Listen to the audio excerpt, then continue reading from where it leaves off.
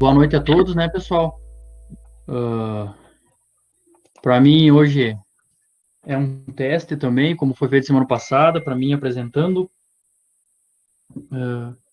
Espero que nós consigamos ter uma noite proveitosa, né? Programei a apresentação de hoje para em torno de 45 minutos, não quero me delongar muito. Gostaria de ver com o gerente, o Rafael, se ele tá, que ele está na sala, se ele gostaria de falar alguma coisa no início. Eita, ai. Opa, agora sim. Boa noite a todos. Boa noite a todos, então, que estão participando aí, né? Parabenizar a equipe aí de Lindóia e de Pumirim, que estão promovendo essa atividade nessa noite, exemplo que foi semana passada. Desejo boa atividade a todos aí. Vamos ao que interessa, ao conteúdo aí do Colega Alisson. Boa atividade para todos. Obrigado, então. Vamos dar início à conversa hoje. Só colocar aqui. Acho que agora começou, né, pessoal? Beleza, tá na tela. Bom, pessoal, eu copiei alguns slides do nosso colega Nédio aí, só para a gente fazer uma introdução bem simples. Então, o pessoal que está assistindo pelo Google Meet, pelo computador, pode fazer as perguntas, então, pelo chat, que o Nédio está acompanhando e vai retransmitir isso logo após a apresentação. Quem está pelo celular pode utilizar ele tanto na horizontal quanto na vertical. A horizontal vai melhorar um pouquinho a condição e também as perguntas podem ser feitas pelo chat. Ok? O Ned vai ficar acompanhando isso aí, o pessoal do escritório de Ipumirim ali, a Eliane também está nos auxiliando aí. A ideia hoje nossa é conversar sobre gestão na atividade rural, como agir em tempos de crise. Ou seja, com tudo que tem acontecido em 2020, a gente não tem, era uma situação inédita na nossa atividade, pelo menos na nossa região, acredito que há muito tempo não tem acontecido uma situação tão peculiar como essa. Então, acho que o tema é bem atual e bem importante a gente começar a discutir isso um pouquinho. A ideia de nós conversarmos hoje vai ser feita uma contextualização dessa situação do mercado. Principalmente, eu vou trabalhar um pouquinho com leite aqui, mas isso serve para todas as cadeias produtivas.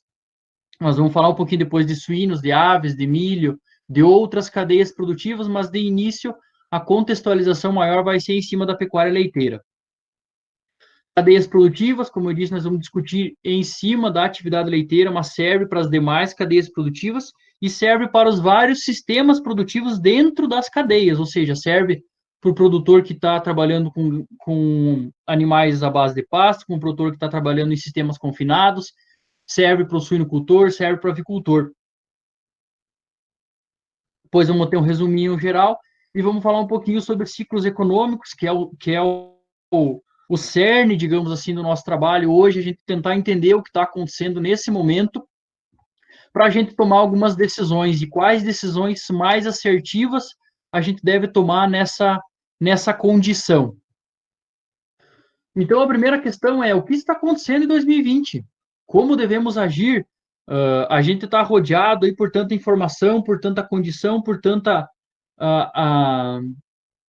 novidade que a gente já está até perdido de tanta informação que a gente recebe. Então, tem coronavírus, tem seca, tem flutuação de dólar, tem aumento de custo de produção. A gente está numa condição em que, se você não tem um mínimo de discernimento, você está perdido. Você não sabe para que lado a gente tem que rumar, certo? Então, a ideia é a gente tentar tirar um pouquinho dos bloqueios e tentar compreender um pouquinho o que está acontecendo, para assim a gente conseguir ampliar o nosso campo de visão. Como eu disse, então, o início vai ser feito em cima de um panorama do mercado do leite. Eu tentei trabalhar bastante com figuras, pessoal, bastante com mapas, com gráficos, para tentar tornar a coisa um pouco mais visual, ok? Então, eu tenho bem lá no início o mapa de produtividade no Brasil, que remonta a 1990, ou seja, 30 anos atrás. E nessa condição, a gente consegue analisar alguns pontos que a distribuição da produção em 1990 era bem distribuída no país, com poucos estados que eram mais concentrados em produção, principalmente aqui, ó, a região noroeste do Rio Grande do Sul, Santa Catarina, Paraná, São Paulo, Minas Gerais. E 29 anos depois, 28, a gente tem uma situação mais concentrada no centro-oeste brasileiro, principalmente em Minas Gerais, Goiás. A gente tem uma região aqui no sul do Brasil também, bem concentrada, e alguma coisa já norte e nordeste, mas algum mais pontual. O forte da produção leiteira do Brasil sai dessa região aqui, o centro-oeste brasileiro e sul do Brasil. Em níveis de produtividade, em produção, em número de vacas ordenhadas, todos os indicadores produtivos são maiores nessa região. Se a gente for ver a participação, essa distribuição dessa produção leiteira Brasil, a gente vai ver que só Minas Gerais consegue produzir 30% da produção brasileira. Paraná o segundo, Rio Grande do Sul o terceiro, Goiás o quarto, Santa Catarina o quinto. Nós somos o quinto maior produtor de leite brasileiro. Mas percebamos que o tamanho do estado de Minas Gerais e a tradição leiteira que Minas Gerais tem, e comparado com o estado, o tamanho de Santa Catarina que nós temos um alto volume produtivo. E o alto volume produtivo nosso não sai do estado inteiro, sai de uma região específica da produção catarinense. Então, esse 5% da produção brasileira com 1% do território, ele é muito expressivo. Então, a importância do leite em Santa Catarina é muito elevada. Mas note a importância e o tamanho do impacto que só Minas Gerais acontece, 30%. Isso aqui a gente vai ver depois lá nos índices de captações de leite. Falando de Santa Catarina, a gente tem lá em 1990 uma produção baixa, uma produtividade muito baixa e bem distribuída ao longo do estado.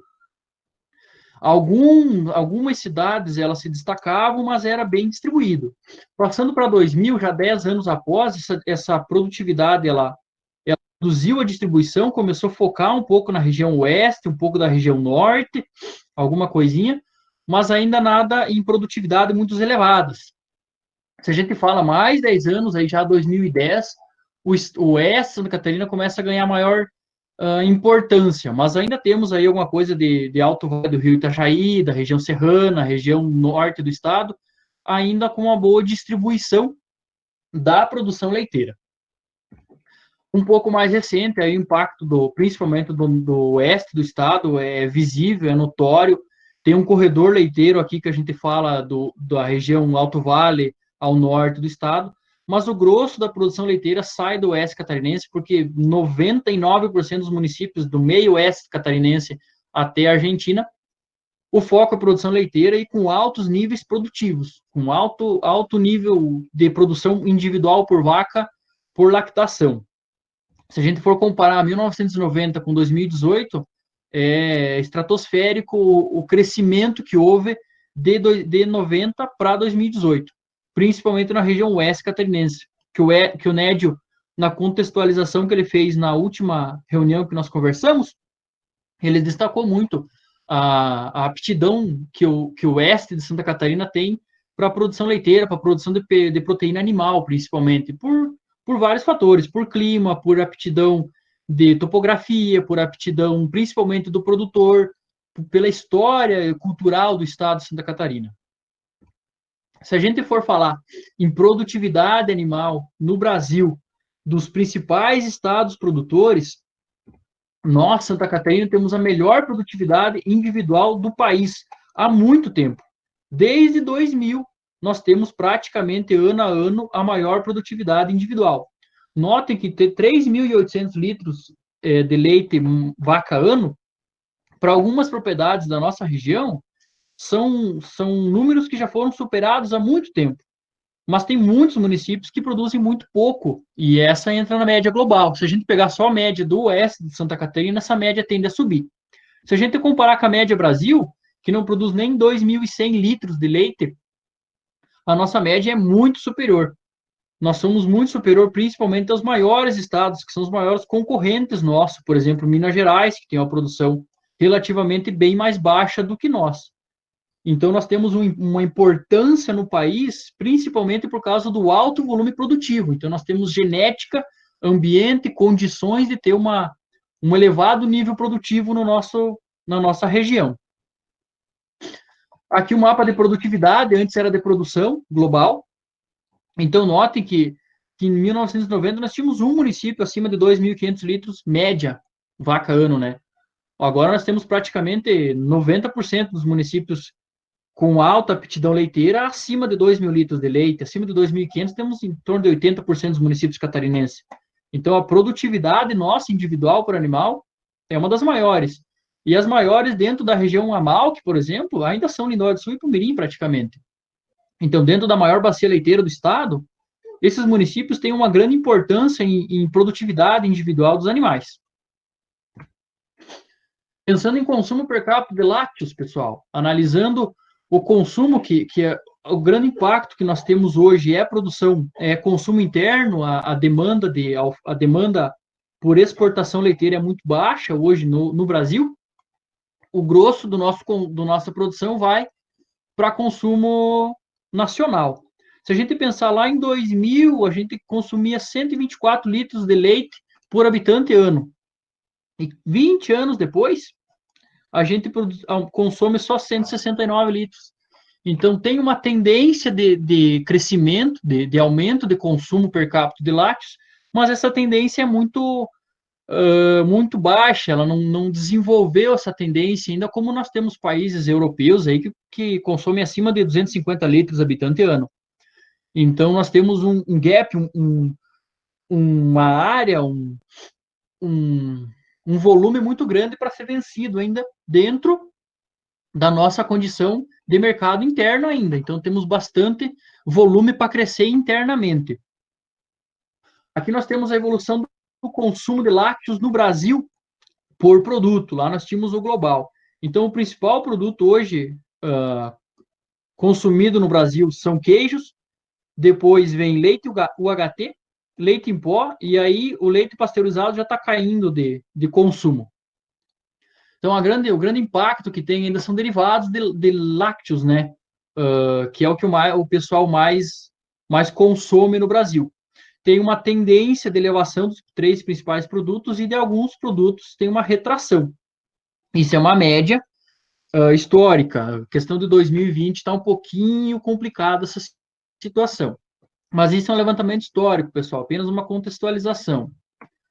Se a gente fala em balança comercial, pessoal, o Brasil é um país quase que importador de leite. Se a gente analisar esse gráfico, todas essas barras azuis são volumes, milhões de litros que o Brasil importou no mês referido. E essas barrinhas pequenas, laranja, é a exportação de leite que o Brasil teve. Uma exportação muito insignificativa. O que acontece aqui? O destaque para essa época aqui, vamos pegar janeiro de 2016 a setembro de 2017, quase. Um volume de importação, muito elevado. Esse é um recorte interessante desse gráfico para depois a gente comparar lá com os preços internacionais, para a gente poder entender o porquê disso e se isso pode voltar a acontecer. Qual que é o problema que nós temos agora? Nós temos uma flutuação cambial muito, muito complexa. E aí nós temos uma tendência, uma possibilidade de haver importação de leite novamente. Mas isso é uma coisa que a gente tem que analisar com bastante calma. Mas os níveis de importação de leite, ele tem alguns saltos, alguns picos, mas ele tende a ter uma tendência mais estática, mais estabilizada ao longo do ano. Feito o recorte dessa contextualização de produção, de balanço comercial, de estado maior produtor, essa questão um pouco mais burocrática, digamos assim, vamos analisar as tendências históricas também de preços, de custo de produção, de custo de insumo, como que está essa situação para a gente poder chegar em 2020 e analisar o nosso caso agora. Se a gente pegar preços internacionais do leite, notem que a gente tem uma grande flutuação, e aqui a gente tem vários produtos, né? Queijo, leite em pó, leite desnatado, preço médio, isso é o preço internacional, tudo em dólar por tonelada, pessoal. Notem que a gente tem algumas épocas muito que a gente pode fazer um recorte, digamos assim. O que acontece? A gente tem uma primeira época aqui, ó, que a gente tem um preço um pouco mais dentro, mais baixo, digamos assim, em torno de 300, 350 dólares por tonelada. Se a gente chegar lá em abril de 2013, isso aqui explodiu. Chegou a 500 dólares por tonelada. Agora, essa aqui é o recorte que eu queria fazer com vocês. Ó, a época, janeiro 16 até 17, 18. Aqui foi o pico de importação de leite no Brasil. Por quê? Porque foi o vale mais profundo do preço médio, do preço, principalmente leite em pó desnatado, que foi o que o Brasil mais importou naquela época. Ou seja, o preço no mercado internacional muito baixo, preços no mercado nacional atrativo, levou a uma importação de leite muito alta no país. E aí a gente teve uma espécie de crise de preço naquela época que foi bem complexo. Se a gente for analisar esses preços mais recentes aqui, eles estavam tendendo a crescer novamente até o começo do ano. Se vocês forem ver, eles estavam crescendo até janeiro de 2020, deram uma derrubada bem brusca. Mas esses preços remontavam à época de 2013, estavam remontando 2013, agora já estão remontando 2012. Então, notem que nós tivemos uma época um pouco mais complexa de preço de leite aqui, um pico maior, mas nós já tivemos uma época também com preço bem reduzido comparado ao que nós temos hoje.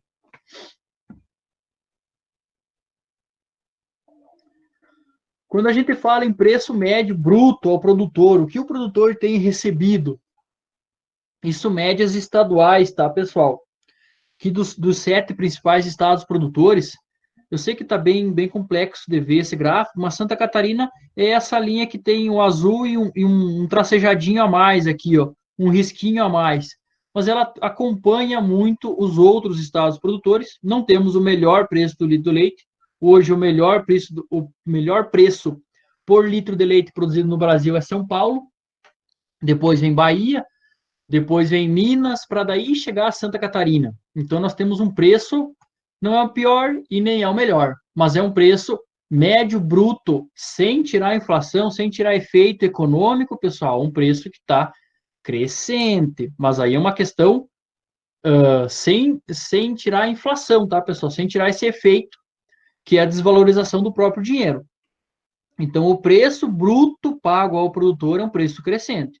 Isso é uma coisa nítida, mas olha uma situação aqui, nós tivemos uns preços maiores e hoje estamos numa tendência em torno de 1,30, 1,35, 1,40, depende do volume de produção individual. Aqui a história muda um pouquinho, pessoal. Aqui nós temos o preço do litro do leite recebido pelo produtor deflacionado pelo índice de custo de produção. Ou seja, é basicamente o poder de barganha de vocês, ou a margem líquida, mais ou menos, margem bruta que vocês teriam hoje. Ou seja, eu tenho o custo de produção e eu tenho versus isso um índice de custo versus o preço recebido pelo produtor. E aí que está o problema, pessoal. Santa Catarina está com uma tendência de redução. E essa redução é muito brusca. Saindo de 1,40 para 2015, chegando a 1,25, quase 1,30, perdendo 10 centavos hoje em 15 anos. E isso, o impacto é muito forte, principalmente no custo de produção. Isso tem acontecido mais abrupto nos últimos meses, mas é uma tendência difícil para nós, é uma tendência de redução de margens de produção. Isso é uma tendência global, não só na atividade agropecuária, mas em outras atividades industriais, varejo também tem essa tendência. Nós somos mais afetados porque nós não conseguimos botar preço no produto que nós vendemos e nem no que nós compramos. Então, o poder de barganha nosso, tanto de um lado quanto do outro da cadeia, é bem complexo. Por isso que o índice de custo de produção está afetando muito esses últimos 10, 15 anos de produção. Então, a cada ano que passa, está ficando mais complexo a gente fazer produção leiteira com altas margens de rentabilidade. Aqui, pessoal, é um índice de custo de produção, isso aqui é produzido pela Embrapa, e a gente tem, lá em 2006, eles começaram com esse índice, e esse índice começou com 100. É um índice, não é valor monetário, mas é como se com R$ 100 você conseguisse produzir X litros de leite. Em 2019, para você produzir o mesmo X litros de leite, a gente já estava precisando de 300. Então, em 13 anos, mais ou menos, esse índice de produção, esse custo de produção triplicou. Então, essa é uma condição complexa, porque se a gente a cada 12, 13 anos triplicar o nosso custo de produção, daqui 5, 6 anos a gente vai trabalhar com margens negativas, e aí a produção leiteira vai se escassear, vai morrer. Então, isso aqui é uma média Brasil, pessoal. Isso aqui tem todo tipo de sistema de produção. Isso aqui tem produção à base de pasto, tem cross ventilation, tem compost barn, tem freestyle, tem tudo que vocês possam imaginar aqui no meio. Mas é uma linha que cresce muito bruscamente. Vocês podem ver que os primeiros 4 anos aqui, ela cresceu, mas não muito brusco. A partir de 2010, ela levantou com força e não tem retraído muito. Então, o custo produtivo nosso está cada vez crescendo mais. Outro ponto muito importante que nós temos que analisar, pessoal, é a relação de troca. O que é a relação de troca? A relação de troca mais importante que tem hoje é litros de leite por consumo de concentrado. Então, quantos litros de leite eu preciso produzir para comprar um volume de concentrado? Ou seja, 60 quilos de concentrado com 70% milho, 30% farelo de soja. Então, aqui nós temos os dados de 2019, e vejo que lá em janeiro de 2019, com 34 litros e meio, a gente conseguia comprar 60 quilos de concentrado. Dezembro já aumentou 10 litros para comprar o mesmo volume de concentrado. Então, o custo de produção já subiu bem mais. Então, a gente já cresceu, o custo só em concentrado evoluiu muito. Se a gente for pensar 2020, pessoal, a gente tem dados bem atuais, até abril desse ano, até mês passado, a gente já abriu 2020 com 45 litros e hoje já estamos com 47. Então, olha o gap, olha a diferença que nós tínhamos para abril de 2019 com 32 e agora nós já temos 47 litros. Então, são 15 litros de leite a mais para comprar o mesmo volume de concentrado. Isso é reflexivo na nossa região aqui, que o custo da ração explodiu. Aí tem gente falando de 1,40, 1,50, 1,60, dependendo do tipo de ração, do volume que compra. Então, e o preço do leite é 1,35, 1,30, dependendo do nível produtivo. Então, o custo explodiu, o custo da ração, e essa é uma condição complexa, porque em 2019 esse custo vinha caindo até junho e depois ele subia. Agora, em 2020, ele já está crescendo no começo do ano. Então, vamos chegar em dezembro de que maneira? Essa é uma situação que a gente tem que pensar. Quantos litros de leite vai ser necessário para comprar o mesmo volume de ração lá em dezembro desse ano? Aqui, pessoal, é só para exemplificar uma seguinte situação. Aqui a gente tem uma curva de preço do litro do leite, isso também é feito pela Embrapa, de 2014 a 2017, e é um volume também, tudo em índice, tá, pessoal, para tirar o efeito da inflação. Nós temos uma condição de preço do litro de leite se elevando. Em contrapartida, nós temos o índice de custo de produção subindo também, e subindo até mais em alguns períodos do que o preço do litro do leite.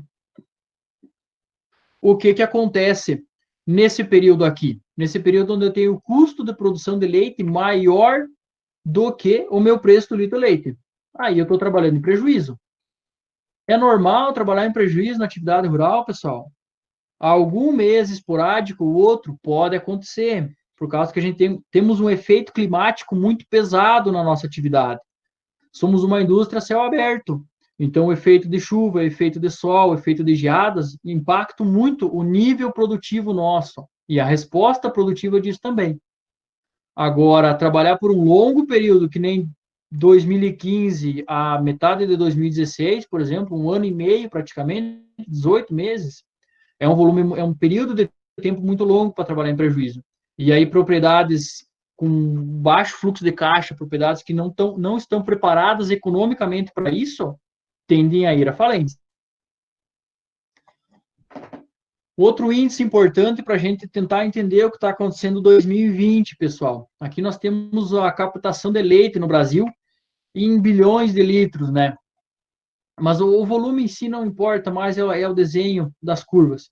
Vamos ver que nós temos os últimos 4 anos aqui fechados, e vejam que é normal uma tendência de redução de captação de leite até março, abril, e uma retomada a partir de junho, julho. Por que acontece esse pico? Se para nós um bom volume produtivo se dá no inverno, principalmente pelas pastagens que nós temos aqui de boa qualidade, é que só Minas Gerais produz 30% do leite brasileiro, e Minas Gerais produz basicamente primavera-verão, por causa do sistema produtivo deles, por causa da seca no inverno, eles não têm uma estrutura produtiva como nós, um sistema de vaca, um padrão de vaca diferente. Então, o forte da produção de leite deles tende a entrar final de ano. E aí seria uma época que tende a reduzir preços para nós aqui. Começo, final de dezembro, aqui, início de ano, são épocas que tendem a reduzir preço, porque reduz demanda normal no Brasil, isso é natural, e entra a safra do leite. Então, menor demanda e maior oferta, o preço tende a reagir negativamente. O mesmo dado do ano passado, do gráfico passado, porém mês a mês, pessoal. Então, o que eu tenho para cima dessa faixa aqui? Eu tenho captação crescente, para baixo eu tenho captação negativa, ou seja, tem reduzido. Então, vejo que a captação leiteira no Brasil, ela oscila muito, oscila bruscamente do mês para o outro. Se a gente vê maio de 18 para junho de 18, a oscilação aqui foi tremenda, foi de menos 15 para mais 15, foi 30% de incremento de captação. Mas é normal ela descer até o início do ano, e lá em junho, julho ela crescer, e depois ela ir reduzindo. Certo, pessoal? Outro ponto muito importante que nós temos aqui, e aí também um dado feito pela Embrapa, que é o índice de custo de produção, pessoal. Isso aqui é acumulado 2020, ou seja, de janeiro a abril, dados até mês passado. Veja um dado muito importante, só esse ano, o custo de produção aumentou quase 4%. Global, isso média Brasil, tá, pessoal? Mas isso aumentou 4%, reduzindo aqui, ó, quase 9% o custo de produção e reprodução e energia. Olha o impacto que o concentrado está tendo no nosso custo de produção. Quase 10% de incremento de custo só em 4 meses. Mão de obra, quase 5%. Produção de volumosos, engraçado, está caindo o custo de produção. Então, o custo de alimentação, que é um grande impacto no nosso sistema produtivo, o concentrado sobe, ou produção à base de pastagens, produção de volumosos, está reduzindo. Vejo que sal mineral e sanidade e qualidade do leite quase não afetam esse volume de produção leiteira. E agora nós temos o acumulado do mesmo sistema de produção, acumulado nos últimos 12 meses. Ou seja, abril 19, abril 2020. E aí o cenário é pior. O cenário é pior porque o custo de produção subiu 6% global. Olha essa diferença aqui que a gente tem, principalmente em custo de produção de alimentação, que é 75%, 80%, dependendo da propriedade, da base de alimentação dessa propriedade, é custo de alimentação e energia. Olha o custo de energia que nós temos aqui, ó. 10% de aumento de custo de energia em 12 meses, quase 14% de aumento de custo de produção em concentrado e redução em 3,2% em quem produz a base de volumosos. Então, vamos pintar 2 cenários. Não vamos falar bem nem mal do sistema produtivo, mas vamos pintar 2 cenários. O produtor que trabalha a base de concentrado, como é que ele está agora? Ele está numa condição complicada, porque o custo de produção dele subiu bastante. Então, para quem trabalha a base de concentrado, que demanda um alto uso de energia, que demanda um alto uso de mão de obra, complicou o lado. Para quem trabalha a base de pastagem, está ruim também? Lógico que está ruim, pessoal, porque a nossa produção de volumoso hoje está fraca, a gente teve que partir para o concentrado. Mas ocorre que o nosso impacto no custo global de produção é menor, certo? A mitigação do nosso risco, o risco que nós temos em produção, o risco econômico que nós temos no negócio é menor um pouco, então a nossa segurança se torna um pouco maior. Então está aqui, ó, um dos índices, um dos porquês que a Epagre trabalha com produção à base de volumoso. porque assim nós conseguimos reduzir um pouco o risco da atividade e o risco do custo. Ok, pessoal? Qualquer dúvida pode deixar lá no chat que o Ned vai passar para nós assim que terminar essa apresentação, pessoal. E o custo de produção subindo 6,35% no ano. Tem propriedades que esse custo está subindo muito mais, mas aí são condições esporádicas da propriedade, do sistema produtivo que ela adota. Isso aqui é uma média Brasil, tá, pessoal?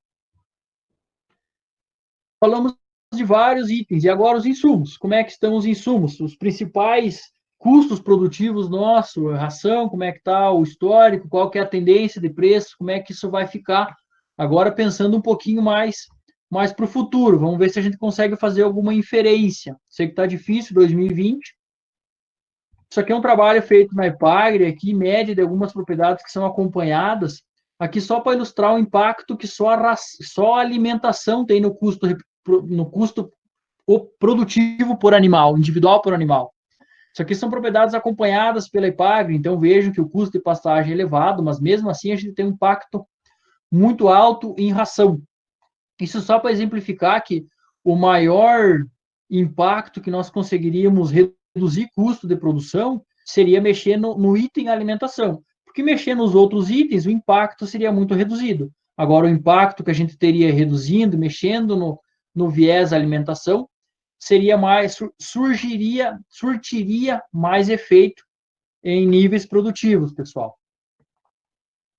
E aí, alimentação, nós podemos falar em alguns itens que são os principais, né? A gente tem custos de soja. Isso aqui, soja, mercado internacional, pessoal. Uma soja hoje é uma commodity, tudo que é commodity é trabalhado em mercado internacional. Isso aqui, dólar. Então, vejam que isso aqui a gente pode transformar esse preço aqui, nós podemos multiplicar por 6, esse preço aqui nós podemos multiplicar por 2, esse preço aqui nós podemos multiplicar por 2, esse aqui por 1 e os quebradinhos, né?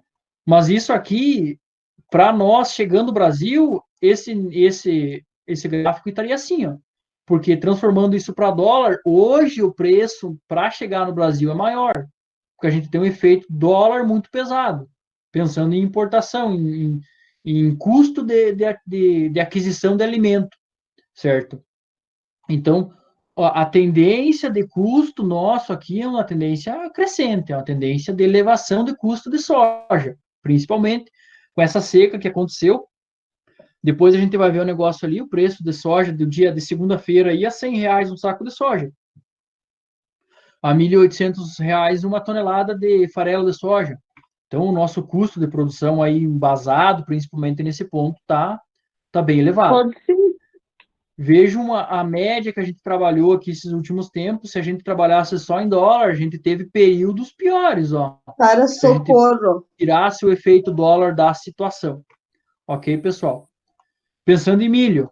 Milho é a mesma tendência, pessoal, mesma condição, eles caminham muito próximo, porque o milho e a soja produzida no mundo, grande parte deles é destinado à alimentação animal, principalmente suínos, aves, bovinos e assim por diante. Então, o efeito de custo de produção dele seria hoje o custo dele no mercado internacional estaria um pouco reduzido. Qual que é o nosso problema? O nosso problema é o efeito dólar, que está complicando essa nossa situação. Falando dos dois principais insumos para a produção à base de concentrado. Vamos falar agora um custo que vai impactar os dois lados, a questão concentrado e a questão produção à base de forragens também, pessoal, que são custos de nutrientes. Quais são os custos que a gente teria para a produção com nutrientes? Aqui nós temos um gráfico, pessoal, é um globo terrestre, basicamente, que tem o consumo de nutrientes por hectare de todos os países. Então, a gente tem aqui que o Brasil consome nitrogênio, pessoal, ureia, média Brasil de 81 quilos por hectare ano. Se a gente for analisar pela cor do globo, é um dos países que mais consomem. E olha o tamanho desse país, né? Então, o consumo é um dos maiores que a gente tem. Se a gente for falar em fósforo a gente consome até mais volume na nossa região sul, principalmente aqui, nós somos um dos principais consumidores do mundo também, fósforo. Então, olha o destaque que o Brasil tem em consumo de fósforo. Se a gente falar em potássio, que são os 3 principais nutrientes que a gente tem nos adubos formulados hoje, né, que é o nitrogênio, fósforo e potássio, também o Brasil é um dos principais consumidores de potássio do mundo. Então, a demanda de nutrientes que vem para o Brasil é muito alta, tanto de nitrogênio, tanto de fósforo, quanto de potássio, que alguns são minerais, e esses minerais têm um volume, uma produção global que é estratificada. Mas a gente tem um alto consumo desses nutrientes. Mas a gente pode consumir muito e produzir muito, então pouco afetaria a nossa situação brasileira. E aí é que a gente vai discutir agora, o quanto que o Brasil produz desses nutrientes, porque se o Brasil consome muito e produz pouco, quer dizer que tem que importar muito. E aí, importando muito, o custo que vai chegar para nós aqui vai ser muito alto.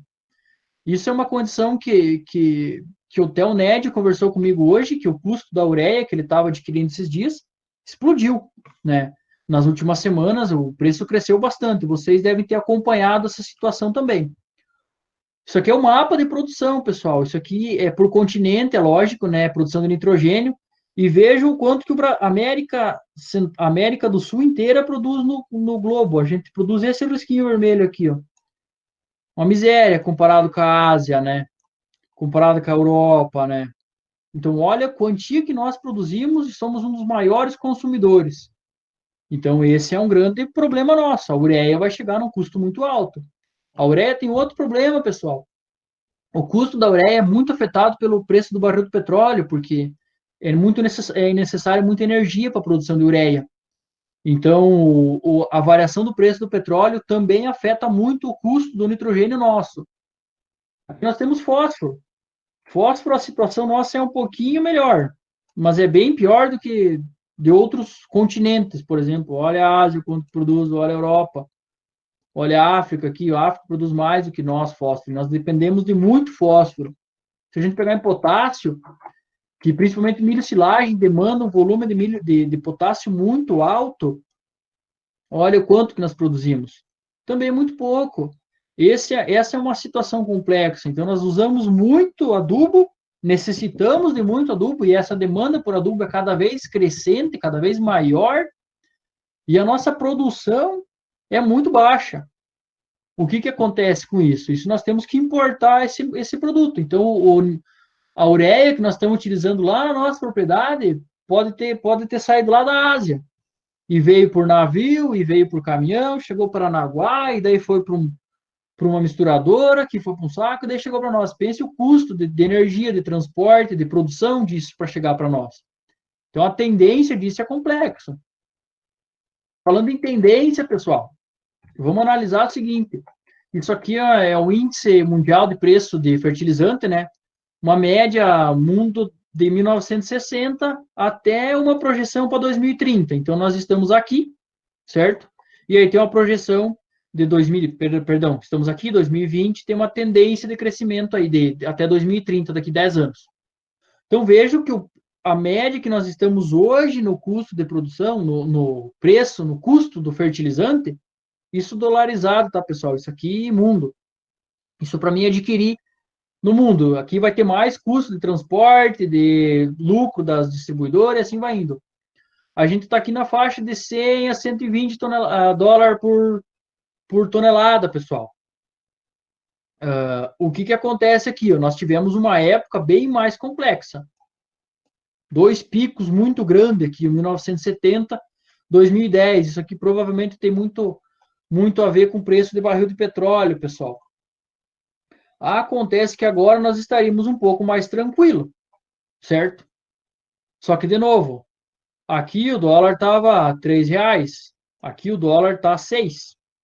E aí a questão dolarizada da nossa situação fica um pouco pior ainda para nós. Então, a tendência de preço de fertilizante é crescer. Aqui a gente tem preço de ureia, mesma base, mesmo raciocínio, pessoal. Você viu os 2 picos que a gente destacou antes? Olha a importância da ureia, principalmente. Então, a gente tem uma tendência, que o preço estava pior, já teve períodos piores, já teve períodos bem melhores, e uma tendência à estabilização. Agora, essa tendência à estabilização aqui, ninguém estava imaginando que aqui ia acontecer esse coronavírus, que ia mudar o fator comercial no mundo todo, praticamente. Vamos parar de conversar um pouquinho só sobre leite e vamos tentar dar uma visão um pouco mais global de outras cadeias produtivas.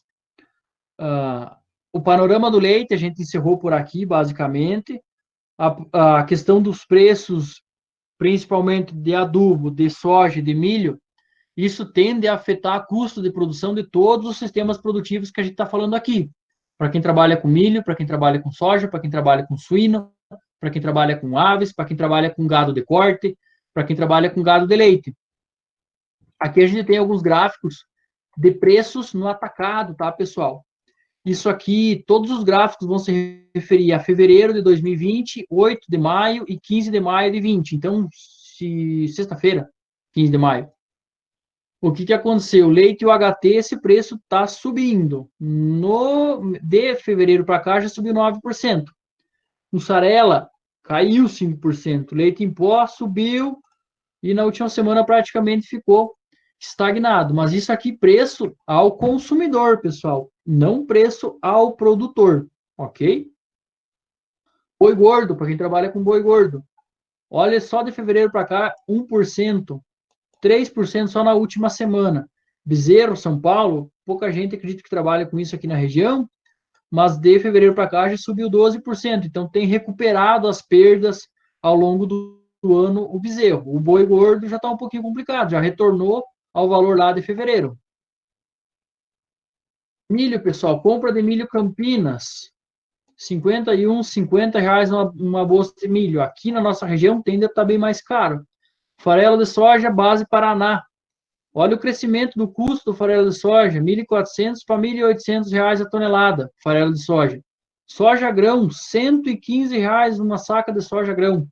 Para quem conseguiu produzir soja e produziu bem, conseguiu ganhar dinheiro. O problema é que a soja quebrou a safra, né, pessoal? Aqui trigo, café, é pouca produção, pessoal, mas olha a variação de preço que teve, né? Se o pessoal está pensando em reduzir milho na base de ração e entrar com farelo de trigo, também vai ser um péssimo negócio. 31% de aumento de preço no trigo. Né? Base Rio Grande do Sul, maior produtor. Café está subindo também. Frango congelado, pessoal que trabalha com avicultura. Olha a redução de preço de frango congelado, isso é o produtor. E isso a comércio, pessoal, atacado. Isso vai afetar com toda certeza o produtor de frango. Se baixou 12% o valor da produção, o valor que o mercado está vendendo esse frango, com certeza isso vai afetar a agroindústria, isso vai rebater lá no produtor. A gente sabe que o elo mais fraco da cadeia sempre é o produtor. Então, atenção a isso. O frango, vocês sabem que é um produto que depende muito do comércio exterior. A demanda de alimentos no comércio exterior reduziu bastante, então está crescendo muito o produto no mercado interno não tá aguentando consumir tudo que é produzido, o preço tende a derreter. Suíno, pessoal. Suinocultor, para ninguém. Suíno também está caindo, um pouco menos, mas está caindo. Então, aí é uma complicação. Olha a taxa de câmbio. Taxa de dólar estava 4,34, 5,82, fechou dia 15. 34% de elevação em 3 meses, 4 meses. Um valor muito alto. Ninguém viu uma variação de taxa cambial como teve nesses últimos meses no país. Olha o PIB, pessoal. O PIB nós estávamos pensando em crescer Brasil 2,2% esse ano. Já estamos falando em cair, retrair, reduzir a economia em 5%. São 7,32 ponto percentual de redução. É uma diferença muito grande do país crescer para o país reduzir. Por que isso está acontecendo?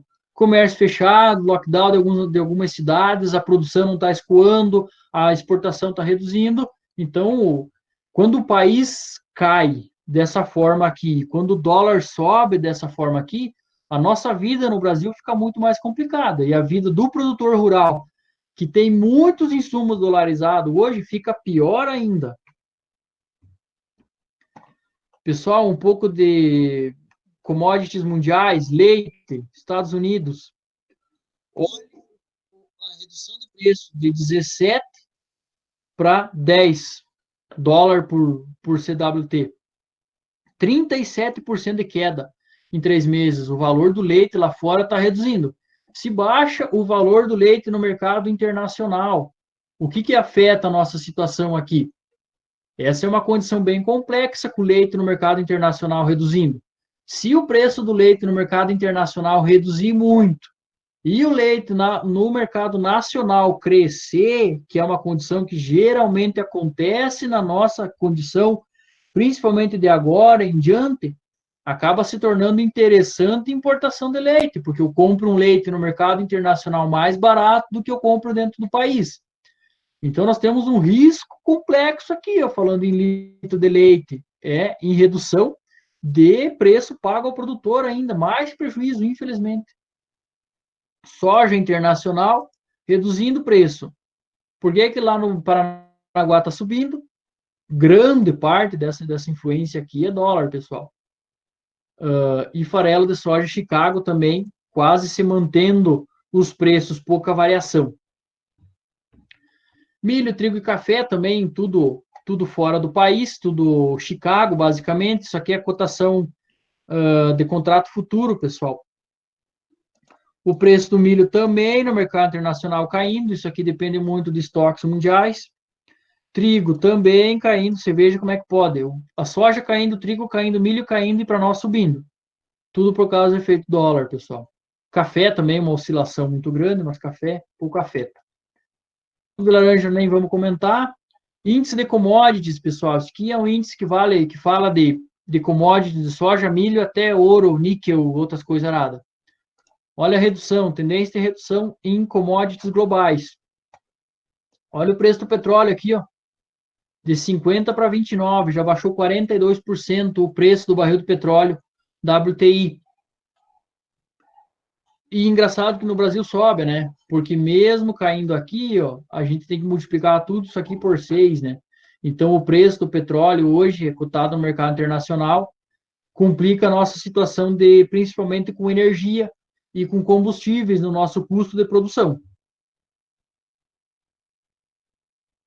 Fazendo todo esse carnaval que a gente conversou até o momento, basicamente o sistema é um caos, né? A situação tá caótica para nós. Gostaria que vocês analisassem essa seguinte situação. Tudo na natureza tem ciclos. O nitrogênio tem ciclo, a água tem ciclo, a própria economia tem ciclo. Tudo isso já teve situações piores, já teve situações melhores, e todo momento bom vai ter um momento ruim. Ok? Tudo na natureza. Vamos tentar discorrer um pouquinho mais sobre isso. Vamos tentar falar um pouquinho sobre o ciclo econômico da atividade rural. Nós temos um crescimento. O crescimento na nossa região, ele foi há um pouco tempo atrás. Surgiram grandes investimentos em pecuária leiteira, isso há 2 anos, 1 ano atrás. Surgiram grandes investimentos em suinicultura, em avicultura, isso há 2, 3 anos atrás também. Pessoal animado, pessoal investindo, pessoal galgando tecnologia, crescendo produção, crescendo volumes produtivos. E depois do crescimento veio uma redução, veio uma estagnação. O que aconteceu agora? Nós tivemos uma brusca redução, foi muito grande o impacto, o choque foi muito grande. Mas depois de um crescimento é normal, haver uma retração, é normal haver uma redução, porque muita gente aumentou muito a oferta de leite na região, reduz o preço, aumentou a oferta de suíno, também reduz o preço, porque isso são mercados controlados, basicamente, por poucas empresas. E para piorar, depois da redução vem o prejuízo. O prejuízo é o fundo do poço, pessoal. O prejuízo é onde tem propriedade que vai falir, tem propriedade que não tem condição de dar o giro, tem propriedade que abandona aquela atividade, que reduz a oferta desse produto no mercado, e aí depois disso há uma recuperação. Reduziu o mercado, as curvas de oferta e demanda se organizaram novamente e houve uma recuperação. com a recuperação vai haver um crescimento, e o crescimento vai haver uma redução, e aí vai haver um prejuízo. Isso é natural na economia, isso é natural na nossa atividade rural, pessoal. Se vocês forem ver, o ciclo produtivo que nós temos é muito parecido. O que acontece na agricultura? Na agricultura nós temos outras coisas que afetam esse negócio. Nós temos clima, nós temos dólar, nós temos legislação, nós temos sistema bancário, nós temos o coronavírus agora, nós temos os fornecedores de produtos, nós temos os nossos clientes, nós temos os concorrentes. Tudo isso aqui afeta, positivamente e negativamente. Se o clima agora ferrar, que nem deu essa seca, piorou toda a nossa situação. O dólar explodiu, piorou mais ainda. Quando haver cerceamento de recurso, quando não tiver mais recurso bancário, vai complicar mais ainda a situação. O que aconteceu? Surgiu um item a mais no nosso ciclo, o coronavírus, que isso pode ser coronavírus, amanhã depois pode ser outra situação, não digo uma pandemia, mas digo um outro item que está afetando o nosso sistema produtivo. Esse é uma situação muito complexa e muito grave que nós temos, mas o que eu quero deixar claro para vocês, pessoal, é que essa situação que nós estamos vivendo no momento é uma situação complicada para algumas propriedades, mas é uma situação que vai haver uma recuperação econômica e vai haver uma situação, isso é natural, isso vai acontecer, pessoal. A única situação é que nós não sabemos o quanto dura essas setas aqui. Se vai durar 6 meses, se vai durar 2, se vai durar 1 ano, a gente não tem noção. Mas todo o fundo do poço vai haver um crescimento, e quando haver o crescimento, tem que estar preparado para uma nova retração. Crise, a gente convive a crise a vida inteira nossa, pessoal. Vamos fazer um resumo de tudo, do nosso cenário caótico que está acontecendo aí. Baixo crescimento da demanda histórica, ou seja, o consumo de leite é muito baixo, a retração da demanda a curto e médio prazo, ou seja, a demanda de leite hoje está reduzindo por causa do consumo internacional, consumo nacional, o pessoal tem consumido menos produtos lácteos, tem uma elasticidade de preço complicada esse sistema, a evolução do custo de produção, uma piora na nossa relação de troca, o futuro projetando elevação de custo de produção e o futuro projetando uma redução da oferta de concentrado ou um concentrado num nível mais caro, digamos assim. Quais são as consequências? Abandono de atividade.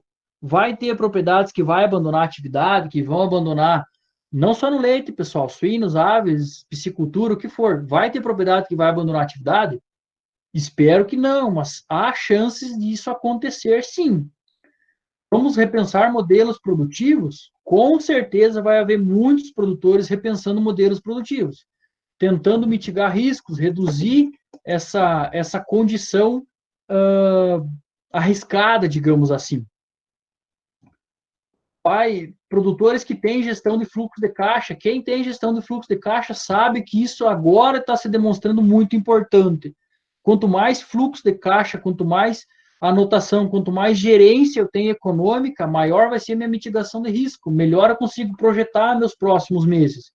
Quem não tem fluxo de caixa hoje não tem nem noção como que vai fazer para pagar as contas mês que vem, porque não sabe se o preço do leite vai melhorar, se tem caixa para girar 1 mês ou 2 sem receber, por exemplo. Essa é uma situação. Quem tem fluxo de caixa estaria numa situação um pouco mais tranquila, pessoal. E investimento, é hora de investir, não é hora de investir? Será que quem que está em situações de mexer com investimento, de melhorar, de modernizar? Que agora, digamos assim, para adquirir animais, por exemplo, é uma época interessante, o preço está baixo. O que podemos fazer, pessoal? Aqui nós vamos separar as duas propriedades, uma que tem gestão e uma que não tem gestão. Gestão, pessoal, entenda um fluxo de caixa. Entendo um dinheiro, entendo um capital com liquidez boa, que consegue queimar em rápidos momentos. Quem tem noção de como que a propriedade gira, como que girou maio do ano passado, como que vai girar maio desse ano, qual que é a projeção que está fazendo.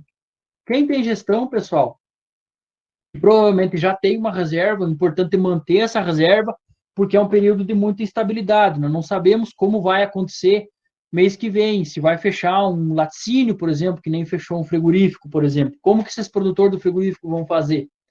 Aí é um ponto que a gente tem que pensar. Quem tem reserva, o importante é manter uma percentagem dessa reserva, avaliar muito as oportunidades que tem. Então, se tem uma oportunidade, ele tem que estar pronto para a retomada, porque a retomada vai acontecer. Então, é um produtor que tem que estar pronto para quando essa retomada acontecer, ele sair na frente dos demais, para melhorar e para crescer, aproveitar a crise para crescer.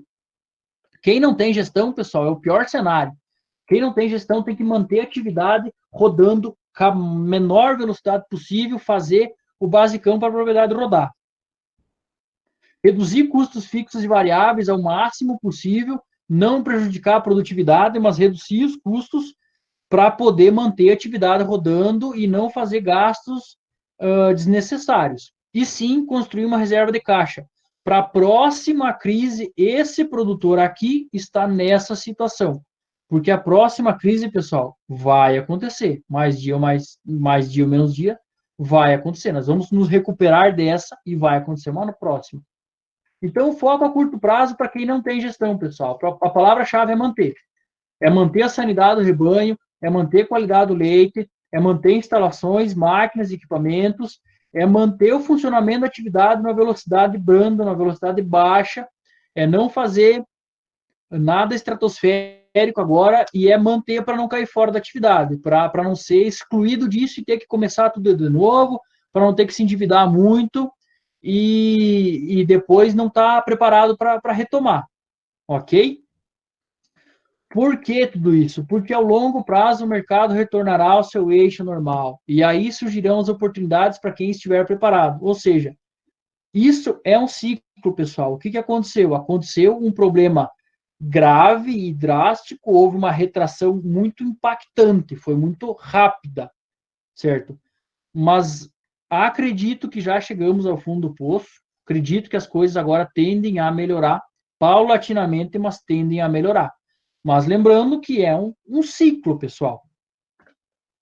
E como mensagem final que eu deixo aqui, isso aqui é uma contribuição que nós tivemos de um colega, a palavra agora é resiliência, pessoal. A resiliência é a capacidade de se recuperar de situações de crise e aprender com ela. É ter a mente flexível e o pensamento otimista, com metas claras e a certeza de que tudo passa. E tudo passará, pessoal. É uma situação complexa, é uma situação drástica em algumas propriedades, mas essa situação vai retomar, essa situação vai melhorar, mas tenham em mente que uma situação dessa poderá e com certeza em algum período de tempo irá acontecer novamente uma nova crise. E para isso, o tempo de bonança, a gente vai ter que se preparar para isso. Ok, pessoal?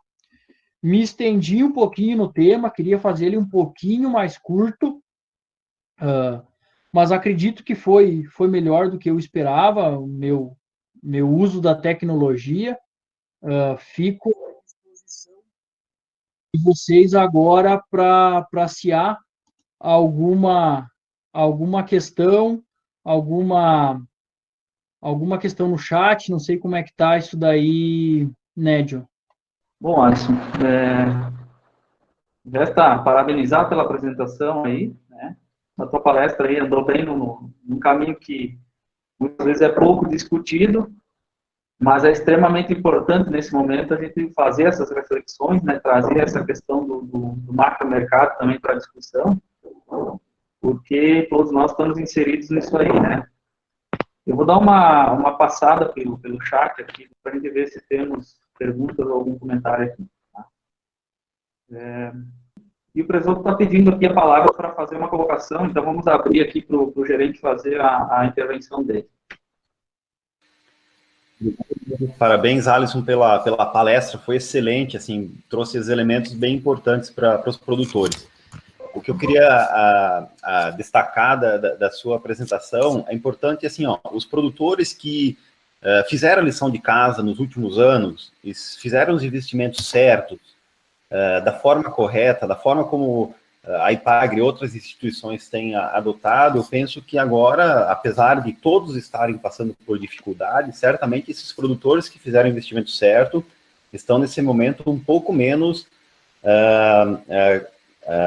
complicados, né?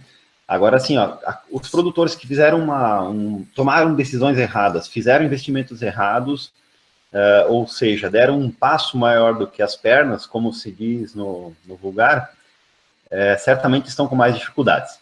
Mas como o Alisson colocou, eu concordo que o pior já passou, estamos agora num processo de retomada, a crise econômica ainda vai nos afetar, e a atividade do leite, que eu acho que é a principal base dos produtores aqui, ela vai sofrer ainda porque é uma atividade que depende muito do consumo, e é um consumo interno. Então, com a crise econômica, a tendência do consumo interno do leite, que é um produto que não é... Ele depende muito da renda. Quanto mais dinheiro as pessoas ganham, mais gasto com derivados de leite. Quanto menos as pessoas ganham, menos gastam com leite. Então, a tendência é de nós termos uma redução do consumo, né? E como nós não exportamos, ou exportamos muito pouco leite, a gente não se beneficia dessa alta do dólar. A gente só tem a parte ruim da alta do dólar, que é a importação dos insumos. Então, na atividade do leite, a gente vai ter uma dificuldade um pouco maior. Nas demais atividades produtivas que a gente exporta, que é o caso de suínos, aves, a gente está batendo recorde de exportação. E isso está sendo muito bom. Então, na atividade do leite, a gente ainda tem um pouco mais de dificuldade porque a gente não exporta ainda, né? Mas, enfim, eu só queria, assim, dizer a todos que estamos passando por essa, e quem, porventura, tenha tomado decisões erradas no passado, que passe a fazê-las da forma correta daqui para frente, e certamente vamos sair mais fortes dessa crise do que entramos. Parabéns a todos, obrigado pela oportunidade.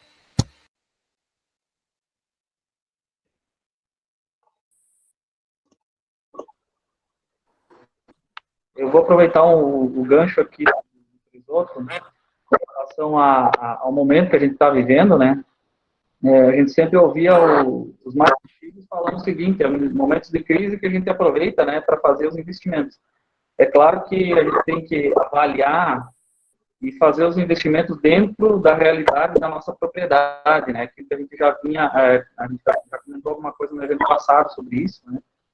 Então, o Alisson até comentou, vamos ter que nos preparar agora, depois dessa crise, sairmos dela e estarmos preparados para uma próxima, para aproveitar as oportunidades que surgem dentro de uma crise, né? A crise é um momento onde a gente tem oportunidade de criar, oportunidade de criação, oportunidade de nos transformar, de aprender coisas novas, e para quem está preparado é uma ótima oportunidade de investimento se a gente fizer os investimentos como temos sempre, né? Alisson, eu volto contigo, se tiver algum comentário. Enquanto isso, vou dar uma olhada no chat, para ver se a gente tem mais algum comentário, mais algum questionamento. Pessoal, basicamente, a ideia da nossa conversa hoje era tentar demonstrar que não é uma situação única na vida, é uma situação que já aconteceu outras crises por outros motivos, mas que essa é uma situação que a gente consegue e que vamos passar por ela mais cedo ou mais tarde.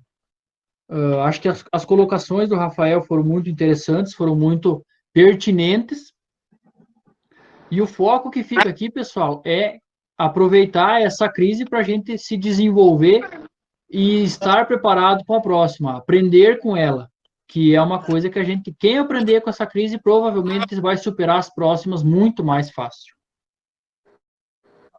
Pode ficar à vontade, senhor José. Boa noite, pessoal. Parabéns por essa iniciativa. Muito, muito bom isso aí. O Rafael já mais ou menos respondeu as minhas questões. Porque a informação que a gente tem é que na exportação de suínos passa de 30% o aumento depois da pandemia. E de frango, acho que está em torno de 12% a 15%. E a minha informação que eu queria saber é porque teve duas plantas, duas indústrias de leite que foram habilitadas pela China para comprar leite brasileiro. Eu não sei se isso foi ativado ou não. Essa pergunta que eu não gostaria de fazer, se alguém tem como responder isso. E duas empresas de Santa Catarina de leite, 2 laticínios, foram autorizados pela China para fazer exportação de derivados de leite para a China. Eu não sei se alguém tem essa informação ou não. Essa informação dessas duas plantas eu não posso lhe dar de certeza. Eu não sei quais são essas plantas. O que eu sei é que o volume de exportação que o Brasil faz, enfim, para a China, para qualquer outro país, o volume é muito pequeno, perto do volume do leite produzido e para destinado ao mercado interno. Então, afeta, mas afeta pouco. O grande problema é que o preço no mercado internacional, ele tende a ficar, ele tende a ser mais baixo do que no Brasil. E aí, o preço no mercado internacional sendo mais baixo, a gente teria que produzir um leite um pouco mais em conta. Se a gente pensar que a Nova Zelândia produz leite a 30, 35 centavos de dólar e está muito mais próximo da China, a gente teria que concorrer com Nova Zelândia. E, infelizmente, é um país que a gente não tem condições de concorrer hoje. Alguns laticínios, algumas empresas, alguns produtores, sim, têm condições. Eu acho que isso, para alguns produtores, nessa tendência de dólar aí, pode ajudar na exportação. Mas o custo Brasil hoje para leite, opinião minha, opinião particular minha, ele praticamente inviabiliza a exportação leiteira. Não sei se alguém tem outro posicionamento. Perfeito, Alisson. Eu permito responder essa colocação, complementar. Se alguém tiver informações mais precisas, pode trazer também. Nós temos duas plantas autorizadas em Santa Catarina, uma em São João do Oeste e outra em Braço do Norte autorizadas, que totalizam no Brasil 24 agroindústrias habilitadas a exportar para a China, né? A questão que não basta estar habilitado, né? A habilitação é uma parte do processo. A segunda parte do processo, que vem depois da habilitação, é conseguir fechar o negócio. Porque de nada adianta ter estar habilitado e a gente ter um produto que chega lá fora num preço não competitivo. Aí, às vezes, acaba não efetuando esse negócio. Então, eu não sei exatamente qual o volume de transações que estão acontecendo dessas duas unidades aqui do estado para lá, mas nós temos essa questão da competitividade de preço. Nosso leite ainda, no mercado internacional, a situação do câmbio antes dessa crise não era favorável. Ou seja, quem fosse importar leite, valia mais a pena importar de outros países do que importar do Brasil. Então, não somos um bom exportador ainda, né? Por isso que a gente fala que nós temos que produzir o nosso leite com mais qualidade, igual ou melhor do que estamos fazendo hoje, mas nós temos que produzir a um custo menor. E para produzir a um custo menor, nós temos que trabalhar com tecnologia de ponta nesse sistema que a gente trabalha, que é a base de pasto, né? Por isso que quando a gente fala dos sistemas de mais intensivos, que tem maior custo, eles não vão ser competitivos ao nível internacional. Então, quando nós dependemos da exportação, a gente vai estar limitado, né? Então, essa informação que eu tenho. Se alguém tiver uma informação mais atualizada, também pode trazer. Só complementar, Presoto, no seguinte sentido, né? Já foi colocada a questão do custo, não vou repetir essa questão. A China, o leite em pó representa uma boa parte do mercado chinês, né? Do que eles compram, do que eles importam de lácteos. E nós, além do preço, além do nosso custo de produção, se a gente for disputar mercado externo com os neozelandeses, por exemplo, nós vamos ter ainda a questão da qualidade em termos de sólidos, né? Porque a gente tem, a nossa concentração de sólidos ainda é muito inferior ao que consegue a Nova Zelândia. Então, esse seria um outro aspecto ainda que a gente teria que melhorar um pouco para acessar o mercado internacional.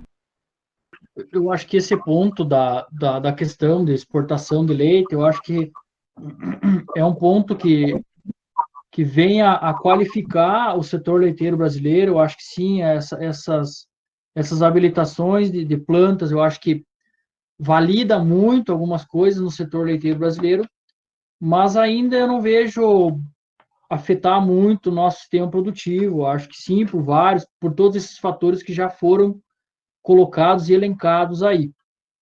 De minha parte, eu encerro, não sei se tem mais alguém que quer fazer mais alguma colocação específica do leite, de qualquer outra cadeia produtiva, de qualquer outro assunto que a gente possa, de alguma maneira, contribuir.